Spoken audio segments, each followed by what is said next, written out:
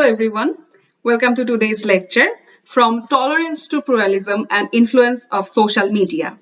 My name is Lumbini Borua. I'm a former researcher of the Center for Enterprise and Society ULAB and an incoming doctoral student in Virginia Tech.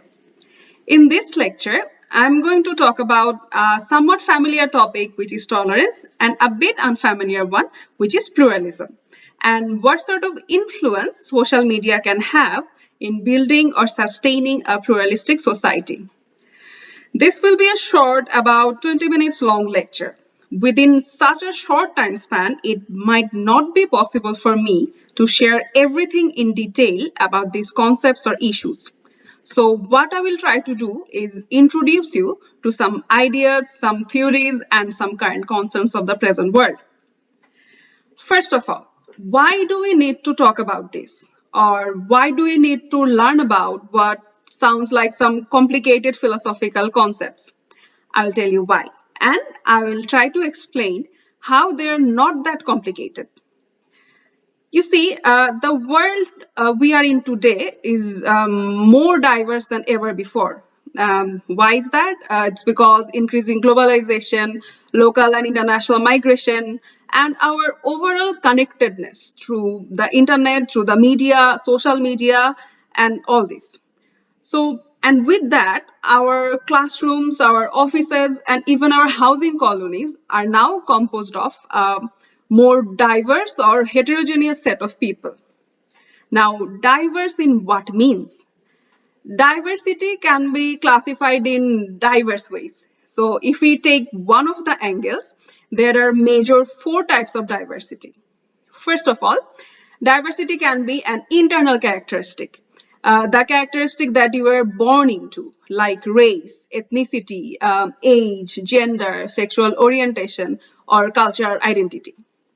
Secondly, it can be an external characteristic which is very much related to you, but you may change it over time, like religious belief, educational background, socioeconomic status, or relationship status. Thirdly, people can also be different in terms of organizational diversity based on whatever organization they are affiliated with. This can be an office, it can be an educational institution, or even a small group of 2 or more people. So organizational diversity can stem from things like your position, your seniority, function, etc. And finally, the 4th one, which is worldview diversity. How we conceptualize the world around us, like our political belief, philosophy, and moral compass. Now, as we have learned that there are all these sort of diversities. Now, is it always supposed to be easy to cope with so many variances? Can it always be effortless for us to deal with beliefs, customs, and opinions which are different than ours and even conflicting with ours, especially when we have to live or work in close proximity? Evidently not. And that's why there's tolerance. Now, what do we understand by the word tolerance? If we go in very simple terms, if you want to explain tolerance in just one sentence, it can go like tolerance would mean that everyone is free to adhere to their own convictions and realizes that others would adhere to theirs. So tolerance is simply acceptance of the fact that human beings by nature are diverse in their appearance, diverse in their situation, in their speech, behavior, culture, and ideas.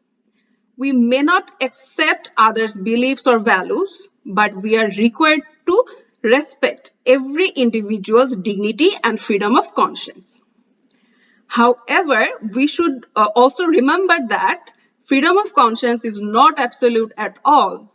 Even if you practice to be a tolerant citizen, you may not want to be tolerant of let's say, a racist or a radicalized person and their behaviors just because they have freedom of conscience.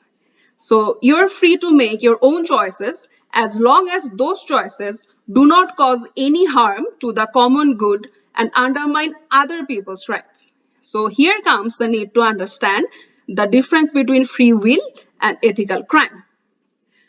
So to sum it up, tolerance is an ethical and also an intellectual virtue. And of course, this is an obvious statement that tolerance is important for us to coexist without conflict or violence. But is it just enough? Should we stop right there? What I mean is, we can be tolerant of people different from us, right? But it doesn't really require us to know anything about people who are different than us. It doesn't necessarily reduce or alleviate our ignorance about each other. Moreover, there are some arguments that tolerance can obstruct engagement between people from different identity groups. How can that happen? For example, all of us must have some friends, colleagues, or neighbors who are of different faith or ethnicity. We may be in close communication with them, but for being or acting tolerant and from the fear of being disrespectful, we avoid engaging in any sort of discussion or dialogue with them in most of the cases about the characteristic or culture of or opinions that make us different from each other. We tend to consider those topics as sensitive topics. And this ignorance can foster the misconceptions, the stereotypes, the half-truths we see in our community about each other, which may often lead to division, conflict, and violence. So this is where pluralism can step in, because pluralism is what comes beyond tolerance. Pluralism is not only about observing or tolerating diversity, it is about actual engagement with diversity. The core component or attribute of pluralism is dialogue. In a pluralistic society, people of every faith, race, gender, ethnicity, and worldviews can maintain their own individualism while creating a knowledge-based civil society together. It brings everyone in the society to the same table where they can participate in constructive dialogue to discuss both their common similarities and their real differences or disagreements. Now, some people tend to reject pluralism from this misconception that pluralism requires you to abandon your own faith or your societal position or your ethical position, and if you practice pluralism, you have to make the society a melting pot of all sorts of diversity. This is actually far away from the truth. Pluralism does not require you to put away your own identity or your own faith or your own tradition at the door to reach like a lowest common denominator for everyone at the table or in the society. Yeah, it does invite everyone to the same table to encounter their differences and disagreements, but there's no condition whatsoever that everyone at the table will agree with each other. You can just agree to disagree without getting away from one another. It only means that we hold our deepest, our most significant differences not in isolation, but in relationship to each other. And this relationship is based on commitments. What sort of commitments, you may ask? Commitments to be at the table, to work together towards the common good of the society. Now, one may question that if I respect someone's view that are conflicting with mine, does it mean that I'm not staying true to my own? Let's say you are a football fan and you support the Brazilian team. So, if you find your friend's support to the Argentine team to be a reasonable one, does it mean that you are not a true supporter of Brazil? Actually, it does not mean that. Just like you have your reasons to support Brazil, they surely have their own reasons to support Argentina. As I said earlier, pluralistic society is a knowledge-based society. So if you practice pluralism, you may come to realize that you have a lot to learn from people different than you whose views are conflicting with yours. You may disagree with a specific view, but still acknowledge that to be a reasonable one. Because everyone has their own stories and own backgrounds which have led them in arriving at that view, just like you have arrived at yours. Let's consider a debatable example like do religions encourage gender equality? Some people will show logic and evidence that the religions do that. And some will show different logic and testimonies that the religions don't do that. Both sides have their precedences and reasonings. You may agree with either one, but you should try to admit the merits of the other one. Even if you don't agree with it, just putting your best effort in being open-minded.